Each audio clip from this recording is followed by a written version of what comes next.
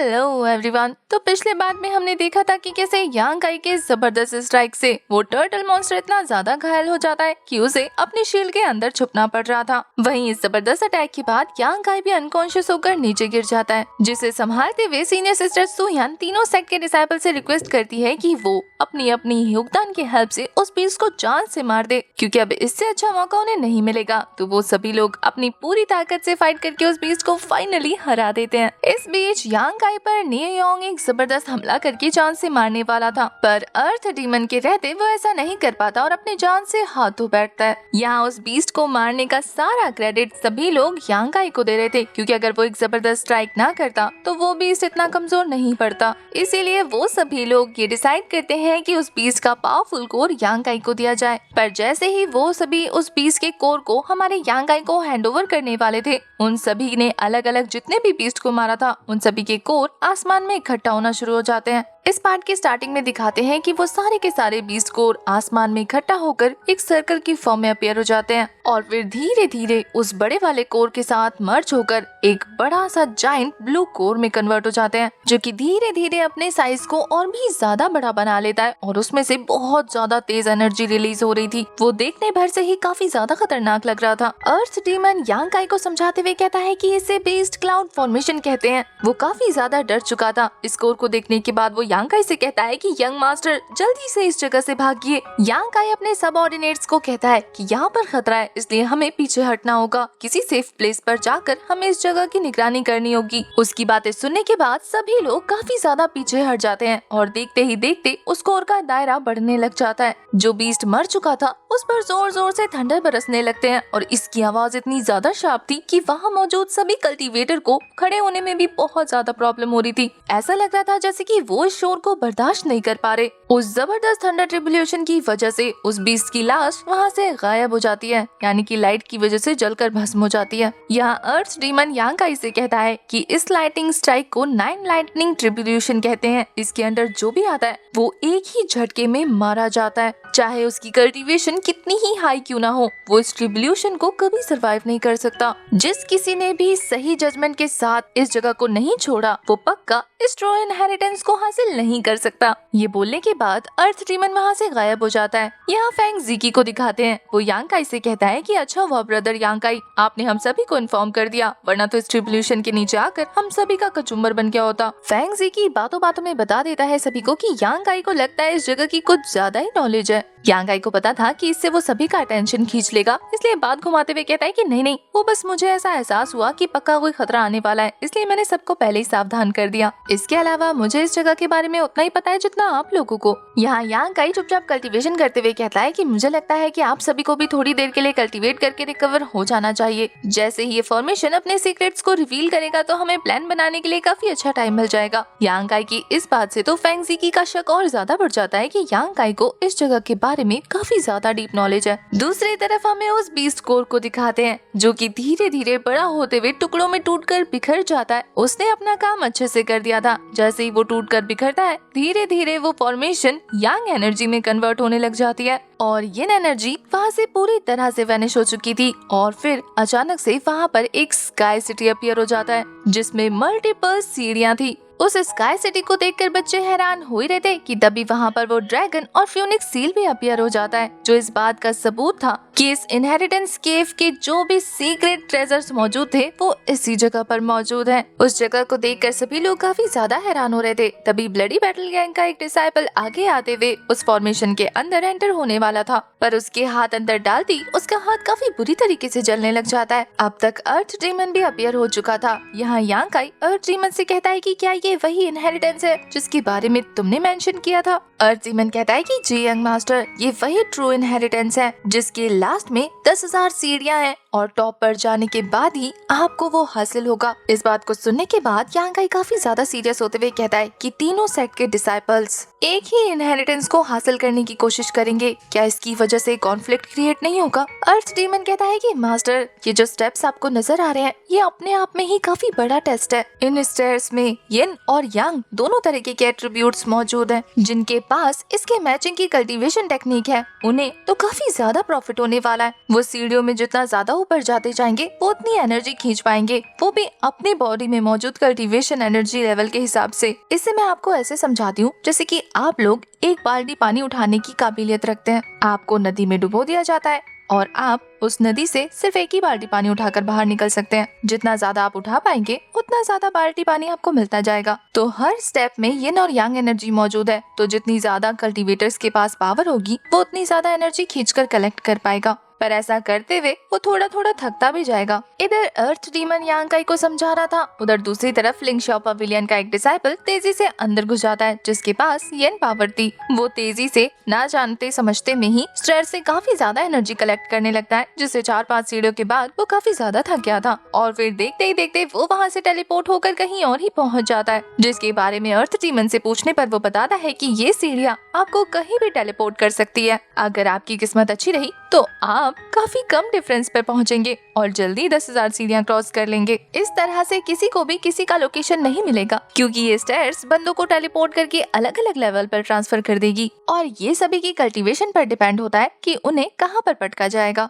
अब ये सब सुनकर यांग काई की एक परेशानी तो खत्म हो जाती है कि सभी आपस में लड़े ना, क्योंकि ये चीज उसे काफी ज्यादा मिस्टीरियस लगती है। अब तो यांग काई भी समझ जाता है कि बेशक से किसी को इनहेरिटेंस मिले या ना मिले, लेकिन सबको बेनिफिट तो जरूर होगा, क्योंकि स्टेयर्स में ऊपर चढ़ते हुए उन्हें एनर्जी मिलेगी ना, जिससे उनकी कल्टीवेशन इंप्रूव होनी शुरू हो जाएगी। यांग काई रिलैक्स था कि सभी को कुछ न कुछ बेनिफिट होगा, पर अर्थ डीमन कहता है कि ये तो नेचुरल है, लेकिन अब वो लोग कितना इम्प्रूव करेंगे ये तो डिपेंड करेगा उनके फेट पर। क्योंकि जरा सोचो, कल्टीवेशन कम हुई और ऊंचे लेवल पर पटक दिया गया तो वो ज्यादा देर तक सरवाइव नहीं कर पाएंगे या ज्यादा स्टेयर्स नहीं चढ़ पाएंगे, थक कर नीचे आ जाएंगे और वो भी बहुत ज्यादा जल्दी। तो अगर इस टेस्ट के फायदे भी हैं तो बहुत ज्यादा नुकसान भी हैं। यहाँ दूसरी तरफ जिये होंगचैंग को दिखाते हैं जो यांग काई को काफी ज्यादा गुस्से में घूर रहा था, जैसे कि अभी भी उससे मौके की तलाश हो। यहाँ अर्थ डीमन यांग काई को कहता है कि मैं काफी ज्यादा बूढ़ा हूँ और मैं एक स्पिरिट हूँ, मैं इस फॉर्मेशन के अंदर नहीं जा सकता, इसलिए मैं वापस आपकी कॉन्शियसनेस के अंदर जा रहा हूँ। आगे का रास्ता आपको अकेले तय करना होगा यंग मास्टर। वो यांग काई की बॉडी के अंदर एंटर होते हुए कह रहा था कि मैं आशा करता हूँ यंग मास्टर आप काफी ज्यादा हेवंस की ब्लेसिंग कलेक्ट करें। तभी सीनियर सिस्टर सुयान यांग काई के पास आते हुए कहती है कि अब तुम्हारी इंजरी कैसी है। वो कहता है इंजरी,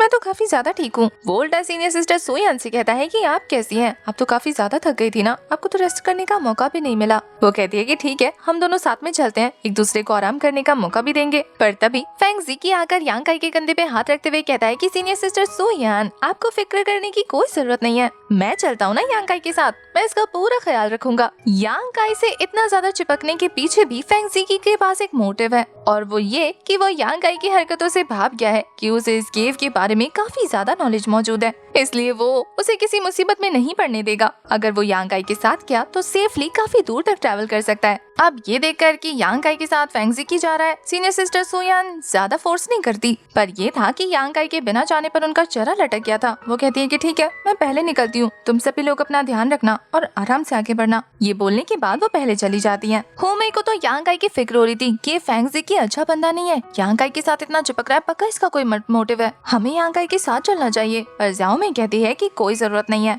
यांग काई कोई छोटा बच्चा नहीं है जो अपना ख्याल नहीं रख सकता। इसके अलावा हम ब्लडी बैटल गैंग से बिलोंग करते हैं, जिसके लिए ये इनहेरिटेंस बहुत ज्यादा मायने रखता है, हमें अपना फोकस वहाँ पर बिठाना चाहिए। होमई को भी ज़ाओ की बातें बिल्कुल ठीक लगती थी, इसलिए वो अपने सिस्टर के साथ टहलते टहलते आगे निकल जाती है। यहाँ यांग काई को भी फेंग ज़ी के इरादे साफ साफ नजर आ रहे थे, पर वो कहता है कि बेवकूफ लड़के, तुमने देखा तो अंदर जाने के बाद सभी लोग टेलीपोर्ट हो जा रहे हैं, तो साथ जाने का भी क्या फायदा, सभी को अपना रास्ता खुद ही ढूंढना होगा। तभी पीछे से श्वांग आते हुए फेंग ज़ी को डांटते हुए कहती है कि कितने बुरे सीनियर हैं आप, आपको नहीं लगता कि आपको अपने फेलो डिसाइपल्स के साथ जाना चाहिए, क्योंकि वो शुरू से आपके साथ है। फेंग ज़ी उसे देखते हुए कहता है किसके साथ जाऊँ, तुम्हारे साथ? एक लड़की आकर दिखाते हुए कहता है कि मुझे किसी लड़की के साथ नहीं जाना और खास करके तुम्हारे साथ तो बिल्कुल भी नहीं। अब इतना सुनना था कि श्वांग का गुस्सा फूट पड़ता है। वो चिल्लाते हुए कहती है कि क्या मतलब लड़की के साथ नहीं जाना, तुम्हारा मतलब क्या है? तब से एक ही बात रट लगा के रखी हुई है, औरत हूँ औरत हूँ औरत हूँ औरत हूँ, तो क्या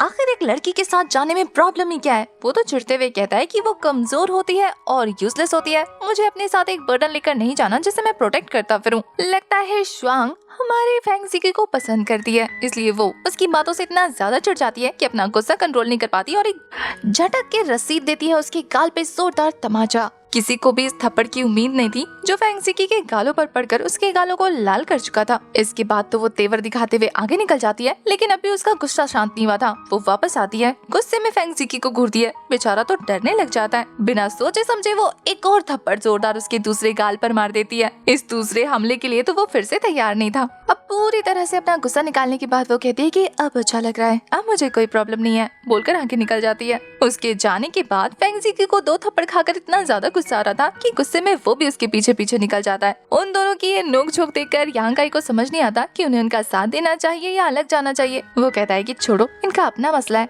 यहाँ यांग काई के पीछे 2 और डिसाइपल जाने वाले थे, पर ये होंगचेंग उन्हें धक्का देकर खुद यांग काई के पीछे निकल जाता है, क्योंकि उसे अकेला पाकर यांग काई को जान से जो मारना है। अंदर जाने के बाद यांग काई टेलीपोर्ट होकर काफी दूर पहुंच गया था, लेकिन अब भी वो 10,000 स्टेप्स कंप्लीट करने के बहुत ज्यादा नीचे था। जैसा कि अर्थ डीमन ने उसे बताया, वो अपनी कल्टीवेशन के हिसाब से काफी ज्यादा लोअर पोजीशन पर आया था, पर वो डिसाइड करता है कि वो ज्यादा एनर्जी कलेक्ट ना करे, इससे उसकी बॉडी थकेगी नहीं और वो तेजी से आगे बढ़ पाएगा ताकि वो ट्रू ट्रेजर को हासिल कर सके। इसलिए वो कम एनर्जी कलेक्ट करते हुए काफी तेजी से आगे बढ़ने लग जाता है। आगे बढ़ते हुए उसे फील हो रहा था कि ये यंग एट्रीब्यूट्स वाली एनर्जी उसकी कल्टीवेशन को कितनी तेजी से इम्प्रूव कर रही है, और जो ये एनर्जी वाला एट्रीब्यूट है उसे उसकी ट्रू यांग टेक्निक रेजिस्ट भी कर रही है। स्टेप्स चढ़ते हुए यांग काई काफी ज्यादा खुश नजर आ रहा था, लेकिन फिर चढ़ते चढ़ते उसकी थकान भी बढ़ने लगती है। आगे बढ़ते हुए यांग काई की नजर होमई और ज़्याओमई पर पड़ती है, जो कि आराम फरमा रहे थे। वो तेजी से यांग काई को अपने पास आता हुआ देखकर हैरान हो जाते हैं, क्योंकि अपने कल्टीवेशन की हेल्प से वो यांग काई से अपर स्टेज पर आए थे, लेकिन फिर भी यांग काई उन तक इतनी जल्दी पहुंच गया, जबकि उसके स्टेयर्स बहुत ज्यादा थे उनके मुकाबले। ये देखकर तो ज़्याओमई और भी ज्यादा इम्प्रेस हो जाती है कि आखिर ये लड़का कितना तेज है। होमई तो बहुत ज्यादा खुश हो जाती है यांग काई को देखकर। यांग काई उनकी हालत देखकर कहता है कि आप लोग इतनी जल्दी इतने एक्सॉस्टेड कैसे हो गए। ज़्याओमई होमई ने काफी ज्यादा एनर्जी कलेक्ट करनी शुरू कर दी थी, इस वजह से उनकी हालत खस्ता हो गई। वो यांग काई से पूछते हैं कि आखिर तुम इतने रिलैक्स कैसे हो, जबकि तुमने तो हमसे ज्यादा स्टेप्स कंप्लीट किए हैं। ये लोग तो सोच रहे थे कि यांग काई के पास कोई खास टेक्निक होगी, पर यांग काई सोचता है कि अब इन्हें कैसे समझाऊं कि मैं कैसे ऊपर आया हूँ। समझाने क्या तो टाइम वेस्ट होगा, इसलिए वो कहता है कि आप अपना अपना हाथ दीजिए, मैं आप लोगों को थोड़ी सी एनर्जी ट्रांसफर कर देता हूँ, जिससे आप लोग रिलैक्स हो जाएंगे। होमई तो खुशी खुशी तैयार हो जाती है। ज़्याओमई को थोड़ा सा डाउट हो रहा था, पर फिर भी अपनी बहन के कहने पर वो इस चीज के लिए रेडी हो जाती है। यांग काई अपनी यांग एनर्जी वाले फ्लो को कलेक्ट करते हुए उनकी बॉडी से सारी यांग एनर्जी अब्सॉर्ब कर लेता है, जिससे वो थोड़ी सी रिलैक्स हो जाती हैं। यांग काई ने उन्हें थोड़ी देर में काफी ज्यादा रिलैक्स कर दिया था। वो कहता है कि अब आप दोनों बेहतर महसूस कर रही हैं, तो क्या हम साथ में सफर कंटिन्यू करें? पर ज़्याओमई यांग काई को मना करते हुए कहती है कि नहीं, तुम जाओ, हमारा थोड़ा और रेस्ट करने का इरादा है। यांग काई उन्हें ज्यादा फोर्स नहीं करता और आगे निकल जाता है। होमई के पूछने पर कि हम यांग काई के साथ क्यों नहीं गए सिस्टर, ज़्याओमई बताती हैं कि इस लड़के की स्पीड बहुत ज्यादा है, साथ में इसके पास काफी ज्यादा अच्छी टेक्निक्स मौजूद हैं। अगर हम इसके साथ गए तो इसके स्पीड को मैच नहीं कर पाएंगे और ये हमारी वजह से काफी ज्यादा स्लो हो जाएगा, तो ये अपने हिसाब से जाए तो ज्यादा तेजी से आगे बढ़ पाएगा। खामखा हम जाकर उसके ऊपर बर्डन क्यों बने। ज़्याओमई की बात बिल्कुल सही थी। थोड़ी ही देर में यांग काई ने फिर से काफी ज्यादा डिफरेंस को कंप्लीट कर लिया था। इस बार आगे बढ़ते हुए हमारे यांग काई को सीनियर सिस्टर ज़िया नजर आ जाती है। इससे पहले कि वो उन्हें टोकता, वो अपने हेड से एक जबरदस्त फ्लो करते हुए उस पर अटैक कर देती है, जिसे वो साइड हटकर डॉज करता है। यांग काई को समझ नहीं आता कि अचानक से ये सिस्टर उस पर भड़क क्यों गई, कि तभी वो फाइट का पोजीशन लेते हुए अपनी एनर्जी रिलीज करके यांग काई पर जबरदस्त हमला कर देती है। यांग काई हैरान था, लेकिन फिर वो इससे सीनियर सिस्टर ज़िया का कोई टेस्ट समझकर फाइट बैक करने लगता है। थोड़ी ही देर में सीनियर सिस्टर ज़िया को फाइट करते हुए पता लग जाता है कि यांग काई की कल्टीवेशन पहले से भी ज्यादा इम्प्रूव हो गई है। उसे समझ नहीं आता कि आखिर ये लड़का इतनी तेजी से आगे कैसे बढ़ रहा है। मुझे पता लगाना ही होगा कि क्या ये सच में किसी तरीके के इविल एनर्जी का यूज कर रहा है। यांग काई, जिसकी पावर पहले हमारी सीनियर सिस्टर ज़िया के मुकाबले काफी ज्यादा कम थी, वो इस बार उन्हें बराबर की टक्कर दे रहा था और ये चीज वो भी महसूस कर पा रही थी। यहाँ बराबर की टक्कर देते हुए अचानक से यांग काई जबरदस्त यांग एनर्जी रिलीज करके सीनियर सिस्टर ज़िया को पीछे धकेल देता है। वो खुद को संभालते हुए कहती है कि तुमने ये जो बाउंड्री सेट करके रखी हुई ना अपनी कल्टीवेशन पर, वो मुझसे नहीं छुपी। मुझे तुम्हारी एक्चुअल कल्टीवेशन कब की पता लग गई है। इससे पहले भी मैंने तुम्हारी बॉडी से निकल रही उस इविल एनर्जी को नोटिस किया था। मैं सेक्ट के सीक्रेट चैम्बर की डिसाइपल होने के नाते ये क्लैरिफाई करने आई हूँ कि क्या सच में तुम किसी तरीके का इविल मेथड प्रैक्टिस करते हो या नहीं। सीनियर सिस्टर की ज़िया की बातें सुनने के बाद यांग काई को पता लग गया था कि वो उस पर शक कर रही है। वो कहता है कि मैं आपको कंफर्म कर दूं कि मेरे अंदर ऐसी कोई भी कॉन्शियस नहीं है जो इविल एनर्जी से भरी हो। पर इसके बाद तो सीनियर सिस्टर ज़िया का एक और सवाल आता है कि आखिर जब तुम बेहोश थे तो फिर नी योंग को किसने मारा। क्योंकि मैंने साफ साफ तुम्हारी बॉडी से एक एनर्जी निकलते हुए देखी थी जिसने नियोंग की जान ले ली। दूर से ये सारी चीजें छुपकर जिया होंगचेंग सुन रहा था। यांग आई कहता है कि मैं इस मामले के बारे में जानता हूँ, लेकिन यकीन कीजिए मैंने उस बंदे को नहीं मारा। जिया होंगचेंग को तो बिल्कुल भी उस पर यकीन नहीं होता। वो कहता है कि साफ साफ झूठ बोल रहा है। अगर तूने नहीं मारा तो क्या भूत मारने गया था नियोंग को? सीनियर सिस्टर जिया कहती है कि पहले नियोंग तुम्हें मारने आया था, इसलिए मैं इसका ब्लेम तुम पर नहीं लगा सकती कि तुमने सामने से उसे हिट किया, तो ये कोई क्राइम नहीं हुआ। लेकिन मैं बता दूं, बचपन से ही मैं इविल एनर्जी को लेकर काफी ज्यादा सेंसिटिव हूँ अपनी ओवर पावर की वजह से। मुझे सेक्ट को इसके बारे में रिपोर्ट करनी होगी, इसलिए क्या तुम अपनी ट्रू कल्टिवेशन मुझे शो कर सकते हो? साफ साफ यांग आई हामी भरते हुए जैसे ही अपनी पावर को अनलिश करता है, उसकी जबरदस्त रियाल्म की इम्प्रूवमेंट देखने के बाद सीनियर सिस्टर जिया तो बहुत ज्यादा शौक रह जाती है कि इसने कुछ दिनों में कुछ सालों की कल्टीवेशन कंप्लीट कर ली। इसकी यांग एनर्जी तो परफेक्टली बैलेंस्ड है। इसकी बॉडी में किसी भी तरीके के इविल एनर्जी का ट्रेस नहीं मिल रहा। अब सीनियर सिस्टर जिया का शक पूरी तरह से क्लियर हो चुका था। जैसे ही वो यांग आई के पास आती, वो अनकॉन्शियस होकर नीचे गिरने लग जाती है। यांग आई उन्हें संभालते हुए कहता है कि आपको क्या हुआ, क्योंकि उनकी बॉडी से काफी ज्यादा यांग एनर्जी रिलीज हो रही थी। उनसे बात करने के बाद हमारे यांग आई को पता लगता है कि सीनियर सिस्टर जिया की बॉडी येन और यांग दोनों तरीके की एनर्जी कलेक्ट कर सकती है, इसलिए अब एनर्जी उनकी बॉडी में ओवरफ्लो हो गई है, जिससे सही से रुककर हमारे सीनियर सिस्टर जिया को अपनी बॉडी में उस एनर्जी को फ्लो करने का टाइम ही नहीं मिला। और तो और फाइट करने की वजह से उनकी बॉडी में और ज्यादा क्योस मच गया है। तो यांग आई उन्हें संभालते हुए कहता है कि सबसे पहले आपको रेस्ट कर लेना चाहिए। यांग आई उन्हें संभालने में बिजी हो गया था। दूसरी तरफ जिया होंगचेंग कहता है कि हेवंस मेरे साथ है, ये लड़की इंजर्ड है, यांग आई की हेल्प नहीं कर पाएगी, तो मैं इस मौके का फायदा पूरी तरह से उठा सकता हूँ। मैं एक ही अटैक में इन दोनों का खेल हमेशा हमेशा के लिए खत्म कर दूंगा। ये बोलने के बाद तो वो एविल तरीके से मुस्कुराने लगता है। इसी के साथ हमारा ये वाला एपिसोड हो जाता है खत्म। आपको आज का एपिसोड कैसा लगा कमेंट करके जरूर बताना। तब तक के लिए bye bye, tata, take care.